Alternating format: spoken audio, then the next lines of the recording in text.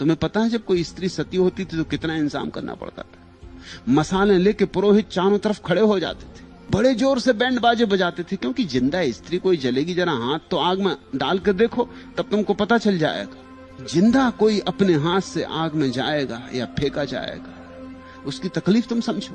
और उस पति के लिए जिसके साथ जिंदगी में कुछ मिला भी नहीं और अब मौत में ये मिल रहा है, उस पति के साथ जिसके साथ जिंदगी एक गुलामी थी और मौत में अब ये आखिरी नरक झेलना पड़ रहा है। दोनों तरफ मसाल लिए खड़े होते थे कि स्त्री अगर भागने लगे तो मसालों से धक्के देकर उसको वापस आग में डाल देते थे। भागेगा ही कोई, जरा तुम खुद ही सोचो। और इतना घी डालते थे चिता में कि धुआं ही धुआं हो जाता था, नहीं तो लोगों को दिखाई पड़ेगा कि स्त्री भाग रही, वो दिखाई भी नहीं पड़नी चाहिए। और स्त्री चीख पुकार करेगी, भयंकर चीख पुकार करेगी। जीवित स्त्री को आग में डाल रहे हो तो बैंड बाजे बजाते थे, नगाड़े पीट